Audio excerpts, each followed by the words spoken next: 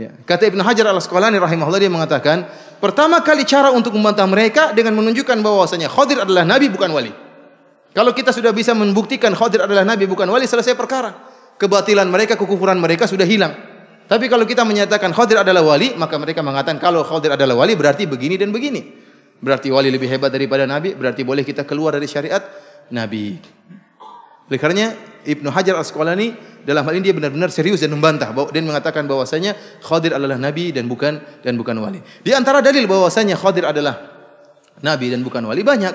Di antaranya Khadir diberi wahyu oleh Allah Subhanahu wa taala. Oleh karenanya tatkala dalam hadis tadi disebutkan tatkala Khadir bertemu dengan Nabi Musa, Khadir berkata, "Ya Musa, innaka ala ilmin min ilmillahi 'allamakahullah la a'lamuhu ana." Kata Khadir, wahai Musa, engkau di atas suatu ilmu dari ilmu Allah yang Allah ajarkan kepada engkau dan aku tidak mengetahuinya. Wa ana ala ilmin min ilmillahi 'allamanihi Allah. Dan aku punya ilmu dari ilmu Allah yang Allah ajarkan kepadaku, la ta'lamuhu anta, dan engkau tidak tahu. Di sini Nabi Khadir muqabalah. Jadi dia mengatakan kamu seorang nabi, saya juga seorang nabi. Kau punya ilmu yang aku tidak tahu dan saya punya ilmu yang kau tidak tahu. Ini menunjukkan bahwasanya Khadir adalah seorang nabi. Kemudian juga Allah mengatakan min ladunna ilma, kami ajarkan kepada Khadir ilmu dari kami. Allah ajarkan langsung. Oleh karenanya mereka orang-orang ahlul bidah, mereka mengatakan ada namanya ilmu laduni.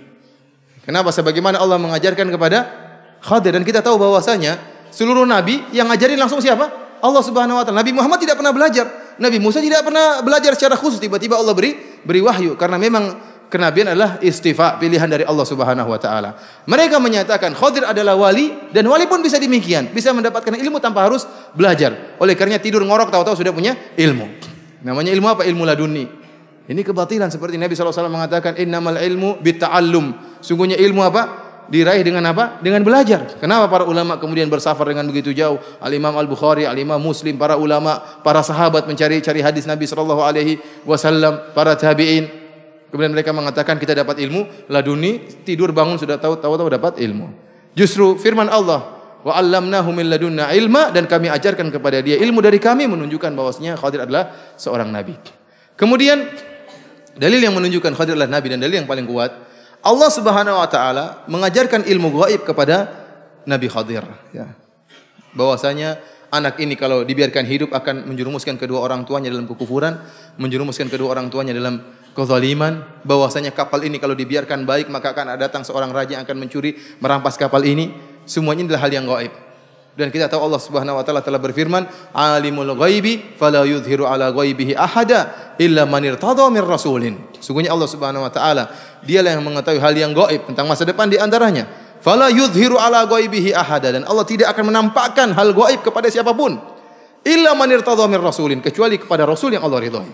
Oleh karenanya, tidak mungkin Allah menampakkan ilmu gaib kecuali kepada nabi dan rasul. Selain nabi dan rasul tidak mungkin. Karena Allah telah mengkhususkan dalam ayat ini, Allah tidak akan menampakkan hal yang gaib kecuali kepada para rasul. Ini menunjukkan bahwasanya Khadir adalah seorang nabi. Ini permasalahan yang pertama, yang jika kita meyakini Khadir adalah seorang nabi, maka terbantahkanlah seluruh syubhat dan pemikiran ahlul bidah, orang-orang sufi. Pembahasan kedua, ya. Pernyataan mereka bahwasanya Khadir atau seorang wali kalau sudah mencapai hakikat boleh keluar dari syariat. Dalil mereka Khadir.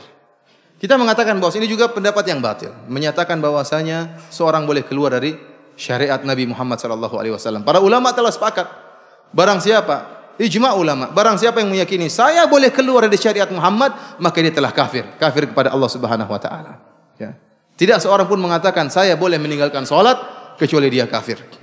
Para ulama khilaf tentang orang yang meninggalkan salat namun masih meyakini kewajiban salat tersebut. Tetapi kalau seorang mengatakan saya sudah mencapai hakikat dan saya boleh meninggalkan salat, ya, maka itu telah kafir dengan kesepakatan para ulama. Bagaimana lagi jika dia mengatakan saya boleh menyelisihi syariat Nabi Muhammad sallallahu alaihi wasallam, sebagaimana Khadir menyelisihi syariat Nabi Musa alaihi salam.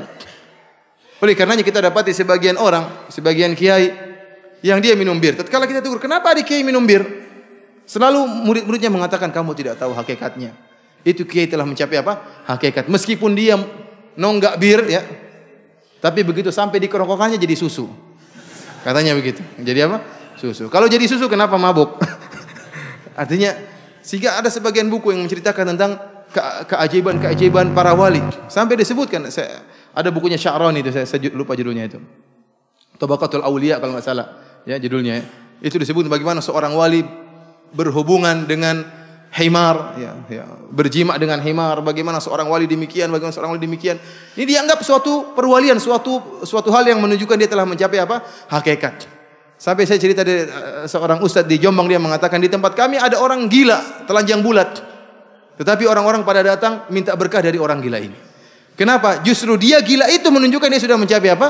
Perwalian. Sintingnya itu menunjukkan dia wali, karena sudah bisa keluar dari apa? Syariat Nabi Muhammad sallallahu alaihi wasallam. Kita bilang mana dalilnya bahwasanya Khadir boleh keluar dari syariat Nabi Muhammad, dari Nabi Musa alaihissalam? Kita bilang bantahannya ada dua, tidak ada dalil. Yang pertama, ketahuilah bahwasanya Nabi Khadir bukanlah termasuk umatnya Nabi Musa. Nabi Musa tidak pernah diutus oleh Allah Subhanahu wa taala kepada Khadir. Tidak pernah. Nabi Musa diutus untuk siapa? Bani Israel. Yang diutus untuk seluruh umat hanyalah Nabi Muhammad sallallahu alaihi wasallam. Oleh karena Nabi sallallahu alaihi wasallam mengatakan, "U'titu khamsan lam yu'tahunna ahadun minal anbiya'i qabli." Aku telah dikhususkan 5 perkara yang tidak diberikan kepada nabi-nabi terdahulu. Di antaranya kata Nabi sallallahu alaihi wasallam, "Wa kana al-anbiya'u qabli bu'itsu ila qaumihim khassah wa bu'itsu ila nasi kafah." Adapun nabi-nabi terdahulu mereka diutus hanya untuk kepada kaumnya, adapun saya diutus kepada seluruh umat manusia. Dan ini kelaziman dari nabi terakhir. Nabi terakhir harus diutus kepada seluruh umat manusia, karena sudah tidak butuh nabi setelah itu, maka harus diutus kepada seluruh umat manusia. Dan ini kekhususan nabi yang terakhir. Kalau seandainya masih ada nabi, tidak perlu diutus kepada seluruh umat manusia. Tetapi karena Muhammad sallallahu alaihi wasallam adalah nabi yang terakhir, maka dia harus diutus kepada seluruh umat manusia, karena tidak ada nabi setelah itu. Oleh karenanya Nabi Musa tidak pernah diutus kepada Khadir. Karenanya tatkala bertemu dengan Khadir, Khadir mengatakan, "Anta Musa Bani Israel." Aslan Nabi Khadir tidak kenal siapa Nabi Musa. Sehingga dia mengatakan, "Siapa kamu? Saya Musa." Musanya Bani Israel. Menunjukkan Khadir tidak pernah kenal dengan Nabi Musa. Tatkala Nabi Musa tidak diutus kepada Nabi Khadir, berarti menunjukkan Khadir boleh menyelisih syariat Nabi Musa. Boleh atau tidak? Karena memang Musa tidak diutus kepada Khadir. Tidak ada kelaziman bagi Khadir untuk mengikuti syariat Nabi Musa alaihissalam. Ini yang pertama, bantahan terhadap mereka. Yang kedua bantahannya, bahwasanya Nabi Khadir pun tidak menyelisih syariat Nabi Musa. Tidak menyelisih. Buktinya apa? Buktinya setelah Musa menjelaskan, sungguhnya Khadir menjelaskan, "Wahai Musa, kenapa saya rusakkan kapal? Karena begini-begini." Nabi Musa terima atau tidak? Terima. Kenapa saya bunuh tersebut? Saya lepas kepalanya, kenapa? Karena begini dan begini. Nabi Musa terima atau tidak? Terima. Menunjukkan setelah dijelaskan ternyata sesuai dengan syariat Nabi Musa alaihissalam. Nabi Musa kenapa mengingkari? Karena tidak tahu akibatnya. Oleh karenanya ini dalil menunjukkan bahwasanya Nabi Khadir pun tidak melakukan perkara yang menyelisih syariat Nabi Musa alaihi salam. Azan dulu atau lanjut? Pembahasan yang kedua tentang apakah Nabi Khadir masih hidup atau sudah meninggal dunia. Karena orang-orang sufi mereka sering berdalil dengan Nabi Khadir. Seperti saya katakan di awal pengajian. Mereka mengatakan kami bertemu dengan Khadir, kami mendapatkan sanad dari Khadir, kami diajarin zikir oleh Nabi Khadir, kami diajarkan ibadah tertentu dari Nabi Khadir. Karena Nabi Khadir masih hidup sampai sekarang ini, berjalan di atas muka bumi, yang diberi karunia dari Allah bisa bertemu dengan Nabi Khadir. Hal ini telah dibantah oleh Ibnul Jauzi rahimahullahu taala. Ya, Ibnul Jauzi berkata, "Wa dalil ala anna al-Khadir laisa bibaqin fi dunya arba'atu asya'." Dan dalil yang menunjukkan bahwasanya Khadir sudah tidak ada di atas muka bumi ini 4 perkara. Kata dia yang pertama Al-Qur'an, yang kedua sunnah Nabi, yang ketiga ijma'ul muhaqqiqin, ijma' para ulama ahli tahqiq, dan yang keempat al-ma'qul, yaitu akal sehat. Jadi 4 perkara ini menunjukkan bahwasanya Khadir sudah tidak ada lagi di atas muka bumi. Adapun dari Al-Qur'an, yaitu firman Allah Subhanahu wa taala, "Wa ma ja'alna li basyarin min qablikal khuld, afa in mitta fahumul khalidun." Kata Allah Subhanahu wa taala, "Wahai Muhammad, kami tidak pernah menjadikan seorang pun sebelum kau yang hidup abadi. Apakah kalau kau mati mereka akan hidup?" Ya, artinya kau meninggal mereka pun akan meninggal, dan tidak pernah ada orang yang hidup lama sebelum engkau. Semuanya meninggal dunia, ya. Kalau ternyata Khadir masih hidup sampai sekarang, sejak zaman Nabi Musa berapa ribu tahun dia hidup sampai sekarang. Yang paling banter Allah sebutkan dalam Al-Qur'an Nabi Nuh alaihissalam. "Falabitha fihim alfasanatin illa khamsina aman." Allah mengatakan Nabi Nuh alaihissalam tinggal di kaumnya 950 tahun. Ini keajaiban. Orang yang paling lama hidupnya Nabi siapa? Nabi Nuh. Kalau seandainya Nabi Khidir hidupnya sampai ribuan tahun, akan Allah sebutkan dalam Al-Quran. Karena lebih ajaib daripada Nabi Nuh alaihissalam. Dan Allah menyebutkan tidak ada yang kekal abadi. Sebelum engkau wahai umat, kau akan mati sebagaimana mereka juga akan mati dan sebagaimana orang-orang sebelummu juga telah meninggal dunia. Ini dalil Al-Quran menunjukkan Khadir sudah meninggal dunia. Adapun dalil dari sunnah, ya, dalil dari sunnah, ya, sebagaimana dalil yang disampaikan oleh Imam Al-Bukhari. Al-Imam Al-Bukhari rahimahullah pernah ditanya tentang apakah Khadir masih hidup, maka dia mengatakan, wa kaifa yakunu dzalik? Bagaimana Khadir masih hidup? Wa qad qala an-nabiy sallallahu alaihi wasallam, sementara Nabi sallallahu alaihi wasallam telah bersabda, "Ara'aitakum lailatakum hadhihi, fa inna ala ra'si mi'ati sanah minha la yabqa mimman ala dhahril ardi mimman huwa 'alaiha ahad."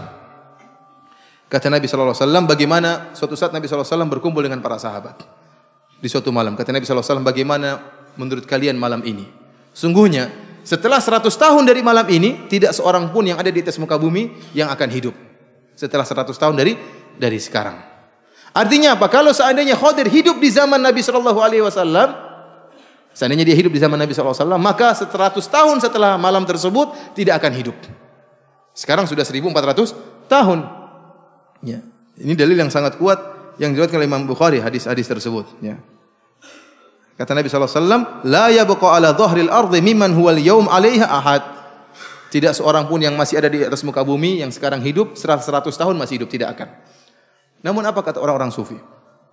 Mereka mengatakan, Rasulullah SAW mengatakan, tidak ada seorang pun yang ada di atas muka bumi setelah 100 tahun akan hidup. Khadir tidak di atas muka bumi. Ya, dia lagi di mana? Di awan lagi. Mereka takwil hadis ini. Mereka bilang itu dalil tidak bertentangan karena Rasulullah mengatakan yang ada di atas muka bumi, Khadir tidak di atas muka bumi. Terus di mana? Pokoknya tidak di atas muka bumi. Berarti masih hidup. Kita bantah dalam hadis yang lebih umum kata Rasulullah SAW sebelum Rasulullah SAW meninggal dunia, "Ma min nafsin manfusatin ya'ti 'alaiha mi'atu sanah wa hiya yauma idzin hayyah."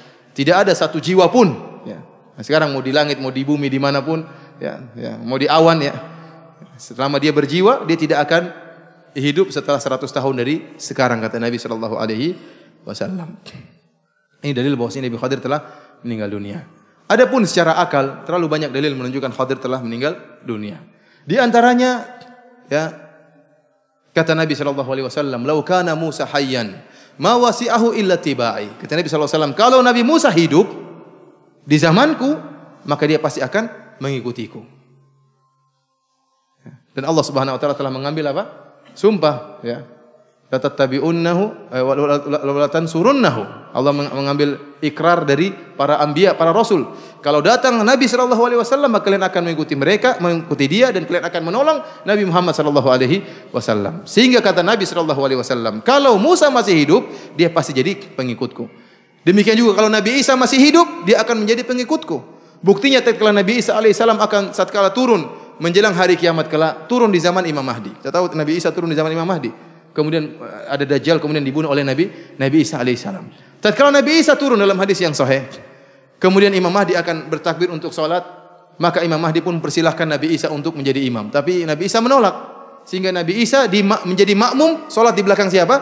Al-Imam Mahdi. Padahal Imam Mahdi adalah salah satu umat dari umat Rasulullah sallallahu alaihi wasallam. Itu pun Nabi Isa bermakmum di belakang salah seorang dari umat Nabi Muhammad sallallahu alaihi wasallam. Bagaimana kalau ketemu langsung Nabi Muhammad sallallahu alaihi wasallam? Buktinya juga tatkala Isra Mi'raj, para nabi dan para rasul menjadi makmum di belakang Nabi sallallahu alaihi wasallam. Oleh karena Nabi mengatakan, kalau Musa masih hidup, dia pasti menjadi pengikutku.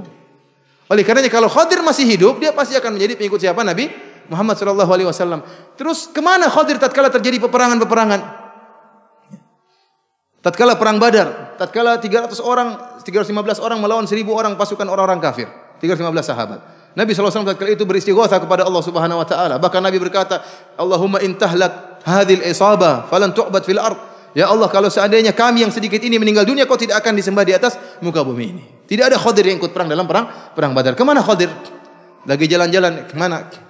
Ketemu dengan wali ini, ketemu dengan wali sana. Ini dalil bahwasanya Nabi Khadir sudah meninggal dunia. Kemudian kalau seandainya Nabi Khadir masih hidup, apa faedah Nabi Khadir masih hidup? Apa faedahnya? Kenapa Nabi Khadir rela meninggalkan persahabatan dengan Nabi Musa padahal dia ulul azmi minar rusul, seorang nabi yang sangat mulia, ya. Nabi Musa alaihissalam kalimullah yang berbicara langsung dengan Allah Subhanahu wa taala. Nabi Khadir meninggalkan persahabatan dengan Nabi Musa kemudian berteman dengan syekhmu. Buat apa kalau itu? Apa faedahnya? Ketemu dengan syekhmu sementara Nabi Musa dia tinggalkan. Apakah syekhmu lebih hebat daripada gurumu lebih hebat daripada Nabi Musa alaihissalam? Ya. Kemudian secara dalil akal juga, jin banyak mengaku sebagai Nabi Khadir. Kalau masalah Nabi Muhammad SAW, kita punya standarisasi. Kalau ada orang ngaku ketemu dengan Nabi Muhammad SAW, kita bilang sebutkan ciri-ciri orang yang kau temui tersebut. Atau kalau ada orang mimpi bertemu dengan Nabi Muhammad SAW, maka kita punya standarisasi, kita punya dalil-dalil tentang sifat-sifat Nabi Muhammad. Kita bilang apa yang kau lihat dalam mimpimu, bagaimana sifat Nabi Muhammad SAW, sehingga bisa diketahui. Karena Nabi SAW mengatakan, man ra'ani fil manami faqad ra'ani fa inna syaitana la yatamatsalu bi. Bahwasanya barang siapa yang melihat aku dalam mimpi, sungguh jadi telah melihat aku secara hakikat, sesungguhnya, sebenarnya, karena syaitan tidak bisa meniru saya. Syaitan tidak bisa meniru Nabi Muhammad SAW, tapi bisa ngaku sebagai Nabi Muhammad. Oleh karenanya kalau ada orang ngaku mimpi bertemu dengan Nabi, kita bilang sebutkan ciri-ciri Nabi Muhammad SAW untuk kita cocokkan dengan Syama'il Muhammadiyah. Pernah muncul di televisi, ada seorang anak mengaku saya ketemu dengan Nabi SAW, kemudian beri wasiat kepada saya. Bagaimana Nabi SAW? Oh, rambutnya putih, jenggotnya putih semuanya. Ini tidak benar. Karena Nabi cuma sekitar 20 helai saja apa? Ubannya. Yang lainnya apa? Hitam. Ini bukan Nabi Muhammad yang ketemui. Seperti itu. Sekarang kalau ada orang ngaku ketemu Khadir, kita bilang, kamu tahu Khadir dari mana dia? Ya dia ngaku sebagai Khadir. Taib, ciri-ciri Khadir bagaimana? Tidak akan kita ketemukan dalam hadis-hadis Nabi. Bagaimana kamu menjadikan standar bagaimana sifat-sifat Khadir sementara tidak dijelaskan dalam hadis satu hadis pun bagaimana sifat-sifat Khadir? Bagaimana kalau dia syaitan ngaku sebagai Khadir? Beda kalau Nabi Muhammad SAW, kita punya standar untuk mengakui dia Nabi Muhammad atau bukan dengan melihat ciri-ciri Nabi SAW.